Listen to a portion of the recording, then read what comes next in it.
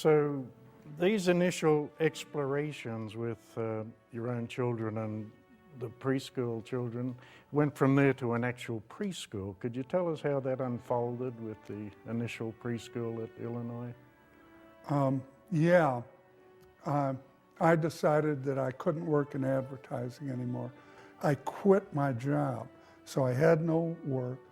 My wife was going to law school, and she wasn't earning a living, and we still had some royalty income from oil wells when I was in the oil business, which is a totally another story. And so we were running out of money, and I had to find a job. So I made up a list of, I don't remember, 20 names of institutions that I thought would be interested in the information I had and the knowledge that I had gained in designing instructional programs. So I went to all of those, and I was rejected by all of them. One of them was SRA. And when it was all over, I showed that film of Owen and Kurt sitting at this window. I did the camera's looking at it from this angle, and I'm writing on it here. They're sitting next to me, but you can see through it because it's a window, so all the writing is backwards. But you can figure out what it is. And so I showed them the film at SRA, and they looked at it, and this one guy said, "That's amazing." He said, "How'd you do that?" And I said, you know, what? He says, "What were you writing with there?" And no kidding. And I said, it's a felt pen. He says, "And how'd you erase it?" And I said, "Really?" And I said, "With a naphtha rag." I know people now don't even know what naphtha is. It's a highly flammable substance that's outlawed, but you can get high on it. You know? Hey boys, let's get ready to rumble. So, But wait a minute. Wait a minute. So the last place on the list was the place that seemed the most unlikely to me. It was the Institute for Research on Exceptional Children at the University of Illinois, which was renowned and which was in the news a lot. There were a lot of articles on particularly James Gallagher and Carl Bereiter.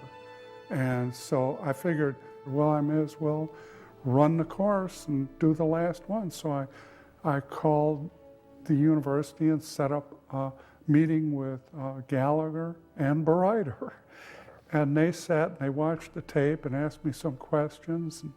And they were clearly interested in it, totally unlike the responses of any of the other people I'd talked to. Word got around the Institute for Research on Exceptional Children, where I was working at the time, that there was this advertising executive who was going to show us a movie about how he taught his 5-year-old kids algebra. So I went down just out of curiosity. I wasn't expecting a whole lot. And then on comes the movie, and he was amazingly clear and forthright, and he was kind of quizzing them but teaching them at the same time. And then he could explain why he did it, how he did it. So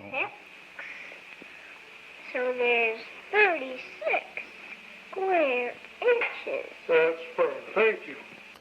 And I thought, this is somebody we need on our project. The project was called Accelerating Intellectual Development in Young Children. And if this wasn't accelerating intellectual development in young children, I don't know what was. And then when it was over, James Gallagher said, "Can you do that again? You know, stuff you've done on tape there." And I said, or film. And I said, "Yeah." And he said, "Well, let's see. We'll hire you." And they hired me as a research associate. And yes! No, I was really happy. I mean, that was a real high point. And those guys were wonderful. They really were good to work with.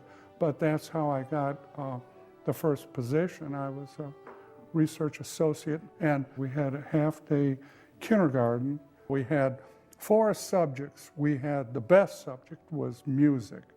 We had the best music periods in the world. They were really good. But then we had arithmetic, reading, and language. It was awesome.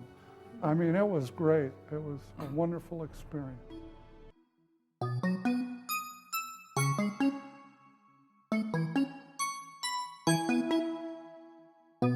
You will see children sitting down and showing off what they could do in a The complete subject from the complete. Direct instruction has been continuously developed